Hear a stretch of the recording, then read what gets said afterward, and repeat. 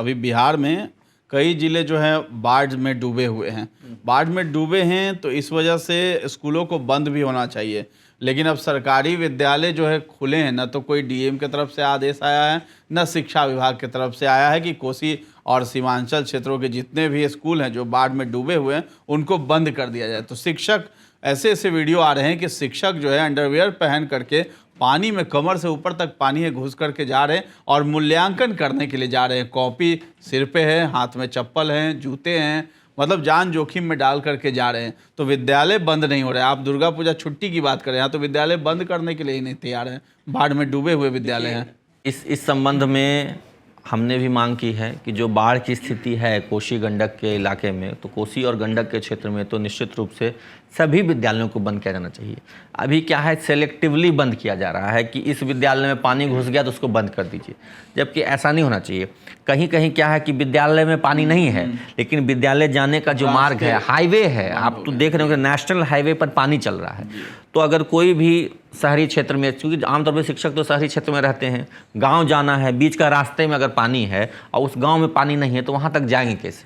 इस बात का ख्याल रखना चाहिए। अभी जो वीडियो वायरल हो रहा है उस वहाँ भी स्थिति ऐसी ही है कि जो सीआरसी है उसमें पानी नहीं है, लेकिन उनके निवास स्थल से सीआरसी जाने का जो रास्ता है वो कमर भर पानी में डूबा हुआ है। तो वहाँ जाना तो मतलब समझ ही रहे हैं आपको, अगर कमर तक पानी में डूब कर जाना है। पुरुष शिक्षक है, हमारी शिक्षिका बहनें भी उसी स्थिति में जा रही हैं और बहुत ही कहीं त्रासदीपूर्ण स्थिति है। कम से कम बाढ़ को एक आपदा की स्थिति, इसको देखते हुए जो सभी कोसी गंडक के क्षेत्र के जितने भी विद्यालय हैं उनको तत्काल 10-15 दिन की छुट्टी दे देनी चाहिए। इससे किसी अनहोनी की आशंका को भी टाला जा सकता है और साथ ही साथ जो शिक्षक हैं वो भी सुरक्षित रहेंगे, क्योंकि बाढ़ में आप जान ही रहे हैं कि कभी कभी ऐसा होता है कि आप गए, उसमें पानी का बहाव कम था, उसकी धार कम थी, लौटने वक्त तक में ज़्यादा धार हो जाए, पानी का बहाव ज़्यादा हो जाए। तो इन सब आशंकाओं को देखते हुए तो डिजास्टर मैनेजमेंट और आपदा प्रबंधन ये सब का काम होना चाहिए कि वो इस तरह के अपने डीएम को आदेश दें, जिला शिक्षा पदाधिकारी को आदेश दें। हालांकि सेलेक्टिवली स्कूल बंद किए गए हैं, सहरसा, सुपौल, इस सब क्षेत्रों में सेलेक्टिवली है, लेकिन हमारी मांग है कि जो 10-12 जिले हैं उनमें सेलेक्टिवली नहीं, पूरी तरीके से 15 दिन के लिए सभी विद्यालयों को छुट्टी देनी चाहिए। तो जैसे कि विद्यालय जो डूबे हुए हैं, अब ये आदेश, मतलब ये भी साजिश इसमें क्या?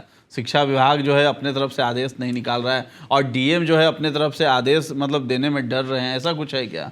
देखिए, बीच में जब माननीय के पाठक जी थे अपर मुख्य सचिव, तो उस समय जो पटना के डीएम और अपर मुख्य सचिव में जो विवाद हुआ था, उस वजह से डीएम साहब लोग, क्योंकि विभागीय पत्र गया था कि मतलब आप अपने मन से आप विद्यालय बंद नहीं कर सकते हैं, तो इसलिए जो जिला पदाधिकारी महोदय लोग थोड़ा परहेज कर रहे हैं डायरेक्ट आदेश देने के लिए।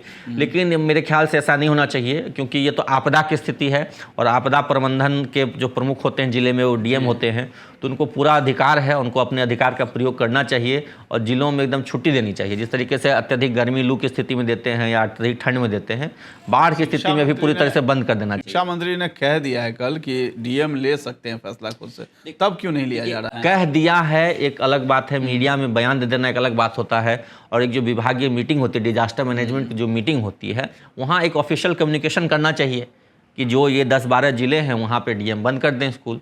तो ये तो कोई बहुत बड़ा नहीं है, लेकिन मैं कहूँगा ना कि नियत और नीति अगर दोनों ठीक होगी तब ये हो पाएगा। अभी क्या है कि मीडिया में बयान शिक्षा मंत्री कुछ दे देते हैं कि स्कूल 10 से 4 हो जाएगा, कहे थे 2 दिन में हो जाएगा, 2 दिन क्या मतलब 3-4 महीना बीत गया, नहीं हो सका। तो माननीय शिक्षा मंत्री जी जो हैं वो सिर्फ मीडिया में बयान दे रहे हैं, जो धरातल पे ऑफिशियल कम्युनिकेशन होना चाहिए वो नहीं हो रहा है। मीडिया में अपने आप को बेहतर साबित कर रहे हैं कि शिक्षकों के लिए हम सोच रहे हैं। मीडिया में बयान देने से वो बेहतर साबित नहीं हो जाएंगे, और मैं तो कहूँगा कि देखिए मंत्री जी, आप धरातल पर थोड़ा काम कीजिए, नहीं तो बिहार का ट्रैक रिकॉर्ड बहुत खराब रहा है कि कोई सिटिंग शिक्षा मंत्री पिछले 10-15 साल में चुनाव नहीं जीता है। इससे पहले वर्मा जी थे, जहानाबाद हारे, उससे पहले बिरसन पटेल थे, वो हारे, पीके शाही भी शिक्षा मंत्री थे, वो भी लोकसभा हारे। हम नहीं चाहते हैं कि आप भी उसी लिस्ट में शामिल हो जाएं। जिस तरह की मीडिया में आप बयानबाजी कर रहे हैं, हमें लग रहा है कि आप भी उसी लिस्ट में शामिल हो जाएं। तो हम तो आपको शुभकामना देना चाहेंगे। अगर आप शिक्षकों के लिए कुछ अच्छा करेंगे तो शिक्षक भी आपके प्रति समर्पित होकर काम करेंगे। लेकिन ये जो मीडिया में सिर्फ बयान दे दिए कि 10 से 4 हो जाएगा, 30 तारीख को पॉलिसी बन जाएगी, बाढ़ग्रस्त क्षेत्रों में स्कूल बंद हो जाएंगे, तो मीडिया में बयान देने से नहीं होता है। आप ऑफिशियल कम्युनिकेशन कीजिए। क्या आपके विभागीय पदाधिकारी आपकी बातों को सीरियसली नहीं लेते हैं? नहीं लेते हैं तो आप भी चंद्रशेखर जी जैसे थे इसके पहले, वो कह दिए मीडिया में जाकर कि हमारा बात नहीं कोई मानता है, तो आप भी कह दीजिए क्लियर कि आपका बात कोई नहीं मानता है, नहीं करेंगे हम यह काम, हम नहीं रहेंगे इस विभाग के मंत्री, छोड़ दीजिए। देखिए विजय चौधरी जी को मिला था शिक्षा विभाग, वो छोड़ दिए कि हम नहीं रहेंगे शिक्षा मंत्री, आप भी छोड़ दीजिए, डायरेक्ट मुख्यमंत्री जी के पास रहेगा, उन्हीं की सब बात सुनेंगे। लेकिन आप मीडिया में आकर के बयान देते हैं, उस बयान का कोई अनुपालन नहीं, एक भी अनुपालन नहीं है। न स्कूल टाइमिंग 10 से 4 हुआ, न ट्रांसफ़र की पॉलिसी बनी, न बाढ़ग्रस्त इलाकों में छुट्टी होती है, कुछ तो नहीं होता है। तो सिर्फ मीडिया में बयान देने से तो झूठे साबित हो रहे हैं। और ट्रेंड भी कर रहा था कल बहुत सारे ट्वीट्स हुए हैं कि झूठे शिक्षा मंत्री हैं। तो इस तरीके से आपकी खुद की छवि खराब हो रही है। तो इस तरीके का वक्तव्य मत दीजिए, वही वक्तव्य दीजिए जो आपके विभाग में आदेश पारित होता है या जो विभाग आपकी बात मानता है, उतनी ही बात मीडिया में कहिए। अनावश्यक बयान देकर के क्रेडिट लेने या अपने आप को हितैषी शिक्षकों का दिखाने की कोई फायदा नहीं है।